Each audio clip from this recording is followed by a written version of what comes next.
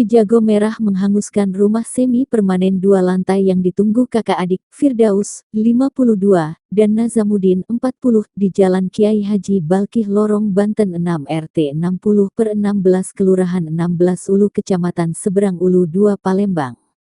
Peristiwa kebakaran ini terjadi pada Senin, tanggal 18 September tahun 2023, sekitar pukul 13.40 waktu Indonesia Barat. Diduga api berawal dari konsletting listrik. Mendengar suara ledakan membuat warga sekitar yang berdekatan dengan rumah korban berhamburan keluar rumah. Ada 5 armada dikerahkan untuk memadamkan api. Dari Merdeka 2, total semuanya ada 5 mobil, ujar Kepala Pos Pemadam Kebakaran Seberang Ulu 2 Palembang, Septa Andriansyah. Pada kejadian itu, tak ada korban jiwa namun kerugian ditaksir mencapai ratusan juta rupiah. Sementara, Sekretaris Lurah 16 Ulu, Syahri menjelaskan bahwa pihaknya telah mendapatkan data warga yang menjadi korban kebakaran. Ada total 2 rumah yang dihuni 3 kakak, sementara ini bantuan akan disalurkan juga menyediakan posko jika diperlukan, katanya.